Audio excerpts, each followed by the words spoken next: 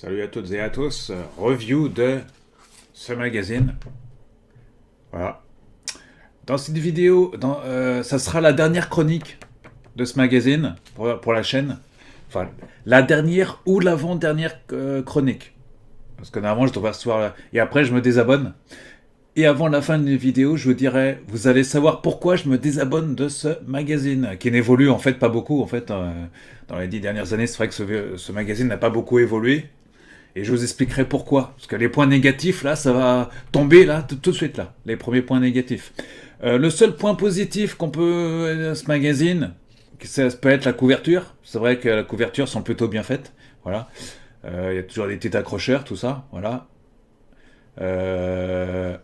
Assassin's Creed, même si je suis pas fan, j'ai jamais été fan de cette franchise, mais bon. Les avenirs de la future de la saga, bon, en grosse couverture, voilà. Et divers sujets, Starfield, Pokémon, etc. On va pas trop s'y attarder. Un magazine qui, au fil des années, n'a pas beaucoup évolué, je trouve. À chaque fois que je reçois ce magazine, c'est toujours la même chose.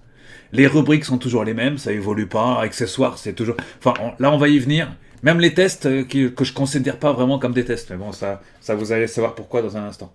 Voilà. Ah, ça va, là, ça va y aller tout de suite, les amis. Bon, ça, je passe, édito. On s'en fout, on passe. Là, déjà, on perd 2 pages. Déjà, tu vois, on perd 2 pages pour rien, déjà. Enfin, pour rien. Si, pour aguicher l'acheteur de s'abonner, mais bon. Là, on pourrait faire ça sur une page. Hein, déjà, écologiquement parlant, la transition carbone, elle est pas encore, c'est pas encore ça. Même si le papier est de qualité assez moyenne. Le sommaire sur 2 pages, c'est toujours trop. Voilà. Toujours trop. Une page, ça suffit pour un sommaire. Voilà. Là, déjà, on a gagné 2 pages. Voilà. Ensuite, on lance des sujets. Et c'est l'époque quand même, avait enfin entendu les joueurs. Bon, faut bien lancer des sujets accrocheurs. Et faut le reconnaître, parfois ils arrivent à trouver des bons sujets dans ce magazine. Donc là, on a quand même, bon, Pokémon, pourquoi pas. Voilà. Ici, avec une page de pub pour. Voilà. Le beau jeu du mois. Voici la rubrique qui ne sert strictement à rien dans ce magazine. Voilà, je tiens à vous le dire. Voilà. Donc, pour moi, cette rubrique ne sert à rien. Voilà, on perd 2 pages pour rien. On va dire, faut bien remplir les pages. La rubrique tendance, à la rigueur, ça, on pourrait la garder, même si c'est pas indispensable. Voilà, les perles de 2026. Voilà, bon, pourquoi c'est pas totalement indispensable, je trouve, comme rubrique. Voilà. Là, on a enfin 2 rubriques totalement, vraiment dispensables. À savoir les rubriques zapping et top et flop. Alors, quel est l'intérêt aujourd'hui en 2026 de mettre dans un magazine en rubrique news, là où Internet a pris. Donc, voici 2 pages qui ne servent à rien dans le magazine et qui n'ont pas beaucoup évolué, on va dire. Bon, zapping, encore que, on pourrait le garder. Mais top et flop, qu'est-ce qu'on en a à faire de top et flop, quoi, franchement, voilà. Donc, top et flop, bon, pour à la rigueur, ouais, mais bon, il faudrait changer. Voilà. Autre rubrique qui là ne sert vraiment mais strictement à rien, c'est la rubrique chiffres qui n'a pas évolué depuis des années. Ça, je pense qu'on n'en a rien à vraiment à battre, hein, parce que les chiffres, de toute façon, les chiffres, qu'est-ce qu'on en a à faire? Voilà. Les chiffres, à la rigueur, ça pourrait être intégré dans les news. Voilà, donc ça, c'est la page qui n'a guère évolué depuis des années et que personne ne lit. Enfin, que moi, je ne lis quasiment jamais, d'ailleurs. Jusqu'ici, c'est pas des pages très intéressantes, hein, jusqu'ici. Voilà. Ensuite, on a l'agenda. Bon, ça, tous les mois depuis des années, on a l'agenda. Bon, ça, encore que. On pourrait la garder, mais bon, à l'heure d'Internet, encore une fois, on a toujours des décalages. Pour celui qui achète son magazine maintenant au kiosque, il tombe sur l'agenda. D'accord? Là, on est le 12 avril. 20 mars, c'est déjà dépassé. Hein, 20 mars, c'est passé. L'agenda qui... Ah, 8 et 9 mai, encore que. C'est le mois prochain. Bon. Et après, ils mettent... Bon, après, 4 et 5 avril, c'est passé. 21 mai, c'est... Bon, on parle de sortie de livres et tout. Hein. Après, pour moi, la sortie de livres ou liée aux jeux vidéo n'a rien à faire dans l'agenda. Ça pourrait être dans une rubrique shopping. Voilà. Donc, pour moi, ça n'a rien à faire dans l'agenda. Mais bon, voilà. Encore une rubrique qui n'a pas évolué dans ce magazine. Là, on a une rubrique musique. Bon, celle-ci, encore que. On pourrait la garder. D'accord? Voilà. Donc, voilà. Ah, voici la rubrique là qui ne sert vraiment à rien dans jeuxvideomagazine.com. C'est ceci. Ça ne sert à rien. Pourquoi? Parce que dès ces mises à jour, c'est au moment où t'allumes ta PlayStation 5 ou ta Xbox Series ou ton PC, hein, que tu tombes sur les mises à jour. Donc, de dire qu'il y a eu des mises à jour sur ça, mais ça sert à rien en fait. Qu'est-ce qu'on en a à faire en fait qu'il y a eu enfin, ça sert à rien quoi. Là, 2 pages pour rien quoi. Voilà, à venir, de toute façon, on sait quel. De toute façon, quand t'allumes ton PC, tu sais quel jeu. Enfin, là, je vois pas trop l'intérêt quoi. Pareil pour PlayStation Plus et Xbox. Là, ça sert à rien aussi, parce que PlayStation Plus, au moment où vous achetez le magazine, de toute façon, c'est passé. Hein. C'est même écrit à jour récent. Donc, c'est pour informer le lecteur qu'il y a eu des ajouts récents sur tel ou tel jeu. Mais bon, quand tu allumes ta console, que tu as déjà les jeux, bah, tu peux déjà t'en. Voilà. Moi qui ai une Xbox, je savais ça déjà, parce que j'avais déjà les news. Alors, c'est vrai que je suis les news Xbox sur xboxygène.com, entre autres. Mais bon, voilà. En tout cas. Donc, ça, c'est encore des pages de perdu.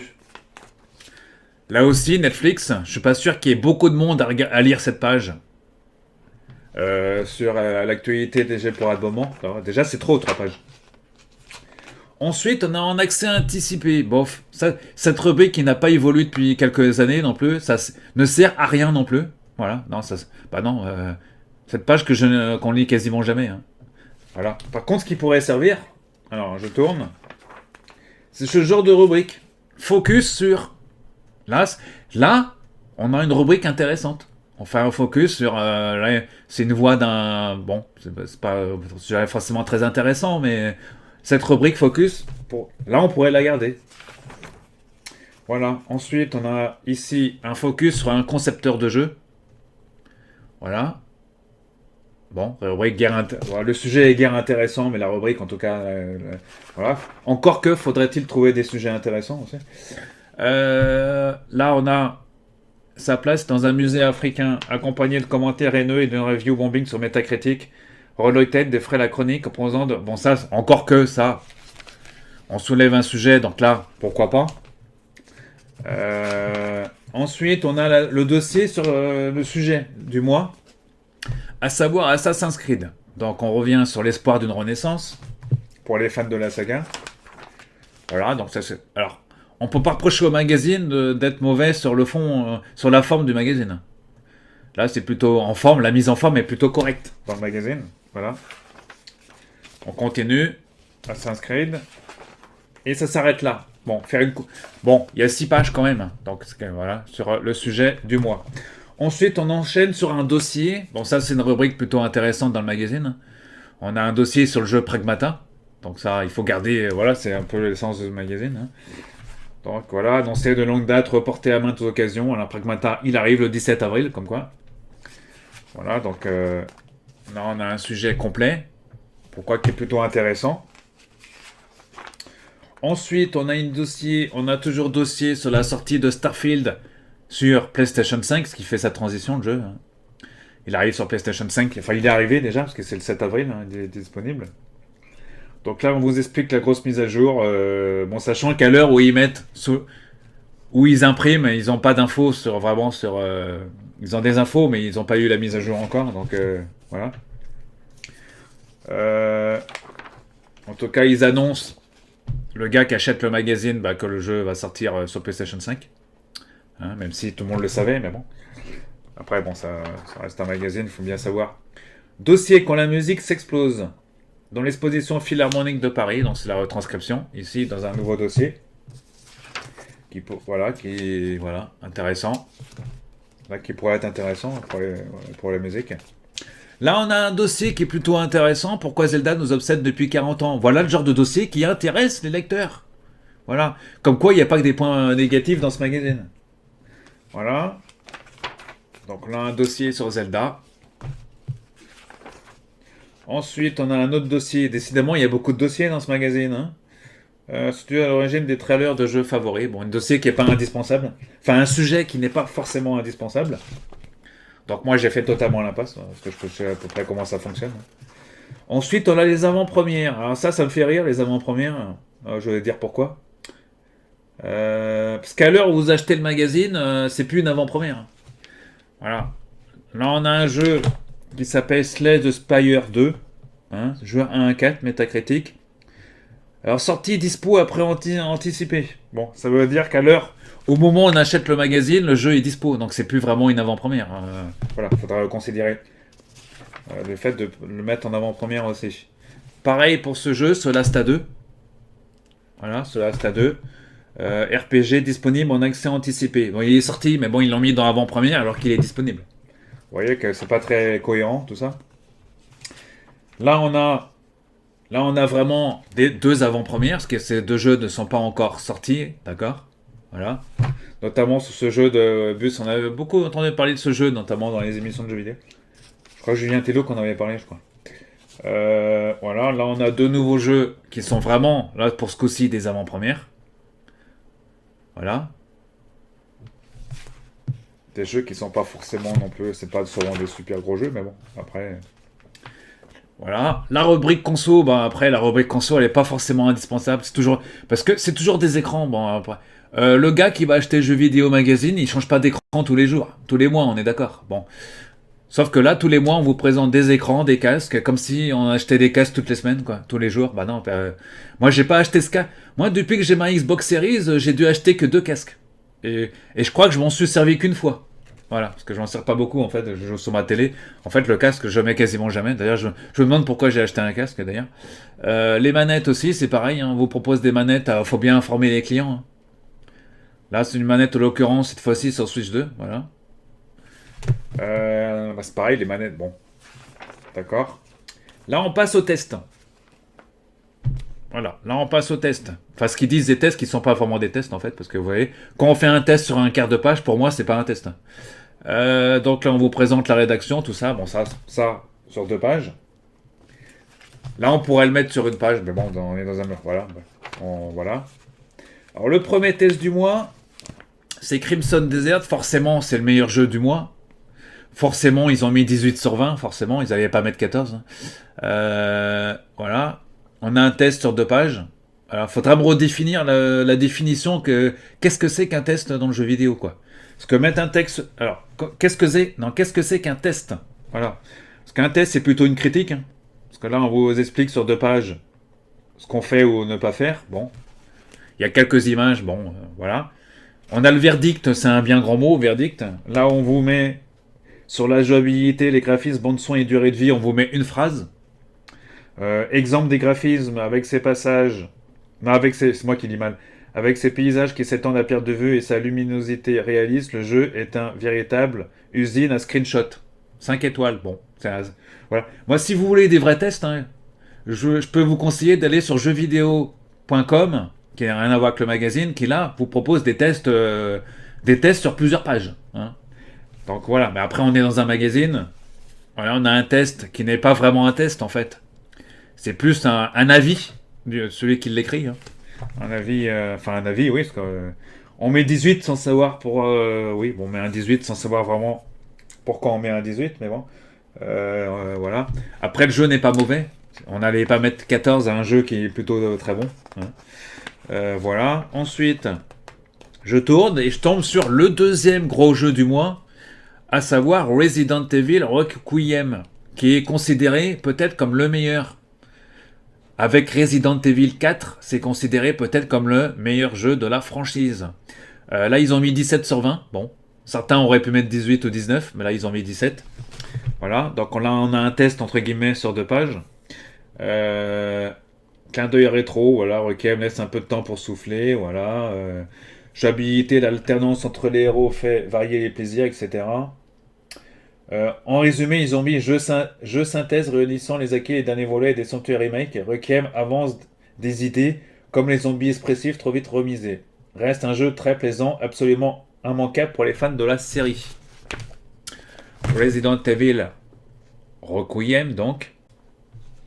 Voilà, donc difficile de ne pas avoir entendu parler du jeu phénomène Capcom dont la sortie tonitruante a aligné les records à l'heure du bilan. Que retenir de Resident Evil Requiem, donc voilà. Sachez que le jeu, lui... Alors moi j'attendais le jeu sur Xbox forcément. Bon, là je l'ai parce qu'on me l'a prêté. Hein. Dans l'occurrence, dans dans un magasin où on le trouvait pas cher, à savoir Leclerc, hein, pour citer. De toute façon, Leclerc est toujours pas très cher sur les jeux vidéo physiques. Donc, en l'occurrence, Leclerc, notamment de Rennes-Saint-Grégoire, ici à côté de chez moi, le matin, il y en avait, sur Xbox, il y avait que 2 exemplaires. Sachant que les 2 exemplaires sur Xbox avaient été réservés au préalable. C'est-à-dire que le client qui arrivait le jour de la sortie de ce jeu, bah, il n'y en avait pas en rayon, quoi.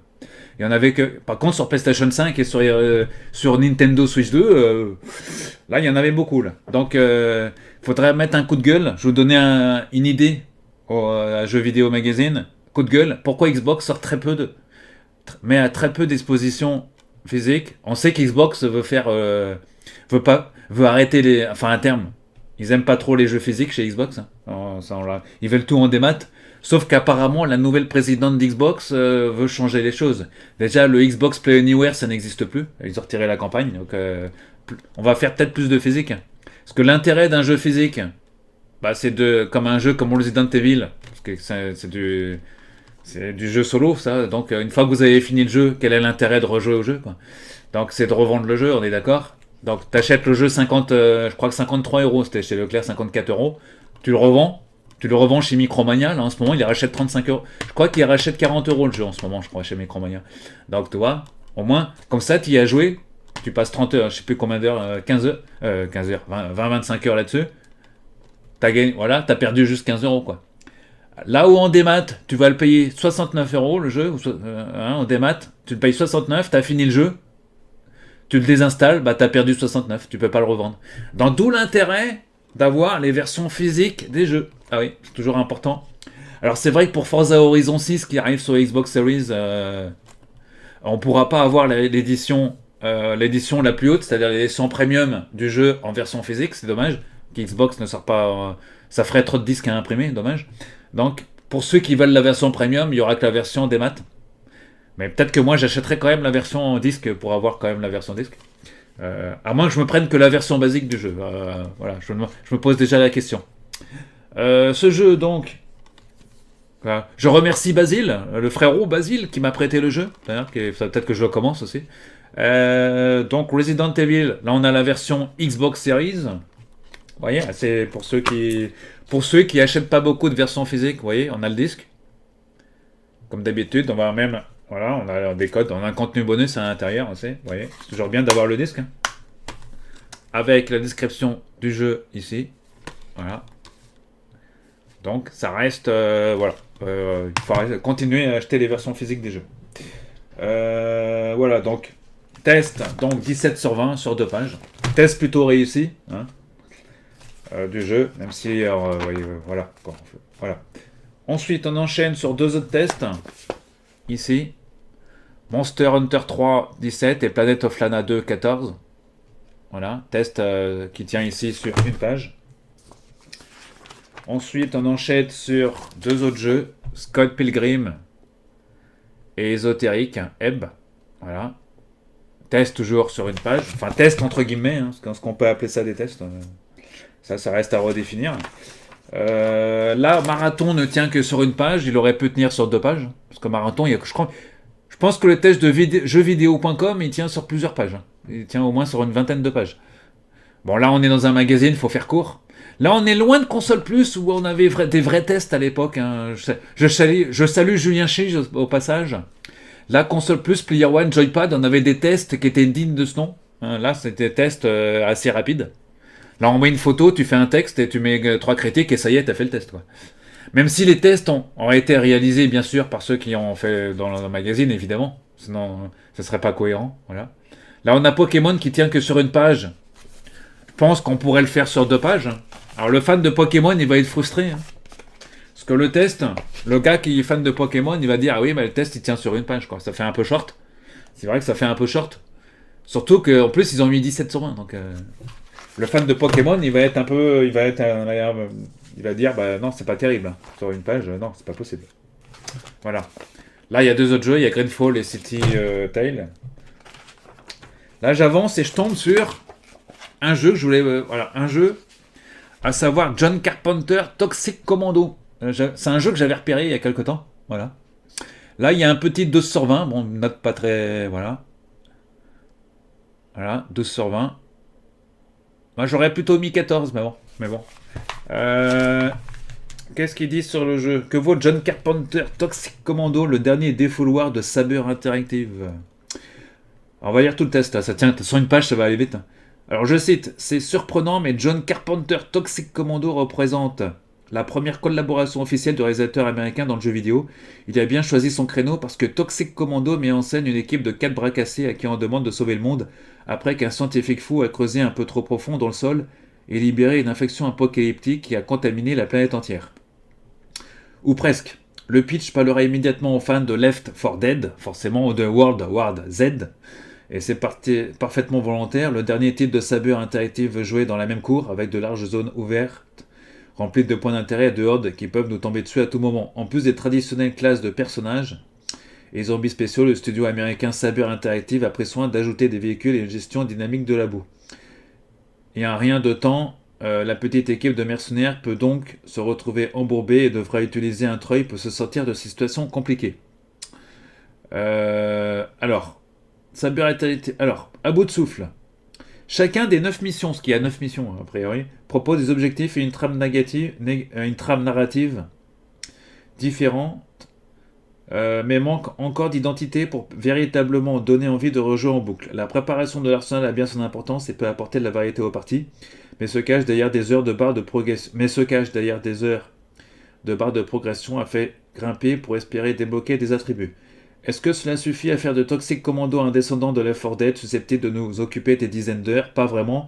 Bien qu'il soit techniquement imparfait et un peu creux mécaniquement, le jeu de Saber reste un défouloir plutôt agréable entre amis, qui peut occuper un dimanche après-midi avant d'être gentiment mis de côté. Voilà, voilà, donc un test plutôt réussi, assez court. Bon, voilà, ça, c'est le genre de test qu'on trouve dans ce magazine, voilà. Sur une page, on a plutôt pas mal d'informations. Enfin, pas technique tout ça, mais bon. Là, c'est plus, encore une fois, c'est plus un avis qu'un test du jeu. Même si sur le carré de droit, on trouve la jouabilité, ils ont mis 3 sur 5. Les sensations de tir sans lame et les mécaniques de conduite et les objectifs semblent sous-exploités.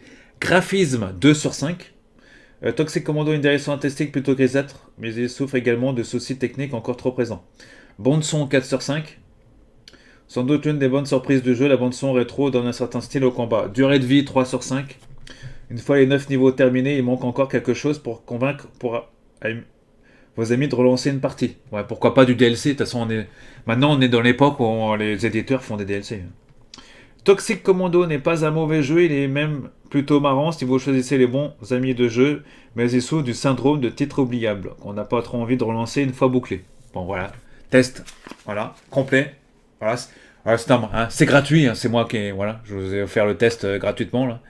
Donc, de John Carpenter, Toxic Commando, disponible sur Xbox Series, mais aussi sur PlayStation 5, et bien sûr sur PC, bien évidemment. Voilà. Alors, par contre, là, on ne dit pas si c'est différent graphiquement sur l'une ou l'autre des consoles par rapport au PC. Voilà, là on a des tests plutôt très vite expédiés. Donc le WWE 2026 et Super Mario Wonder qui a, vous voyez, 16 sur 20 sur une demi-page, c'est un peu court. Voilà. Là, les pages qu'on pourrait gagner au début, on pourrait les gagner hein, pour faire des tests plus longs. Parce que là, quand je dis quand on fait des avant-premières qui servent à rien, ou vous voyez, quand on fait des rubriques qui ne servent pas à grand-chose, genre ça, l'actualité de Netflix, bon ça on s'en fout un peu, on pourrait gagner des pages pour faire des tests plus longs à la fin. Qu'est-ce qui a intérêt, je pense, l'acheteur d'un magazine, c'est les tests. Voilà, même si ils lancent aussi sur le net. Voilà, là on a test sur 4 autres jeux, dans Megaman. Voilà. Dans 2 tests ici par page. Voilà, pareil ici. Ici on a City Hunter, tiens. C'est du manga ça. City Hunter, c'est de Tsukasa Ojo, vous connaissez. Là, on a un petit 13 sur 20. Ah, c'est vite expédié, on est sur un demi, même pas la moitié, ou on est à peine sur la moitié d'une page quoi. Voilà, là on a les tests mobiles comme d'habitude. Voilà, et à la fin on a, alors ça c'est devenu, ça il faut la regarder cette rubrique, c'est bien de remonter le temps un peu. Avril 2006, voilà, Legacy of Kain, Défiance remasterisé. Voilà, les jeux, bon pour moi les jeux, la page jeu sert pas à grand chose, mais bon. Voilà. Et à la fin, c'est les publicités, comme d'habitude. C'est normal, c'est que ce qui coûte le plus cher dans un magazine, ce sont les publicités sur les dernières pages. Voilà, donc un magazine plutôt moyen, j'allais dire. Bon, il y a quand même divers sujets intéressants, mais bon, voilà. 5,95 €. Hein. Ah, c'est pas le prix d'un maxi best-of, ça, chez un fast-food, ça hein jeux vidéo magazine, bon, voilà, assez, voilà. Avec toujours une belle couverture. Hein. Voilà, bon. On verra si on chronique ou pas le prochain numéro, bah on verra bien, en tout cas, voilà, ouais, voilà. En tout cas, on verra ou pas si on chronique. On chroniquera peut-être pour quand même le prochain numéro. Après, on verra si on continue ou pas avec ce magazine. Voilà, donc jeux vidéo magazine disponible en kiosque. Le prochain numéro, il est annoncé déjà pour le 22 avril. Ouais. Donc il vous reste encore 7 semaines pour le récupérer en kiosque. Allez, bon jeu à tous et à très bientôt.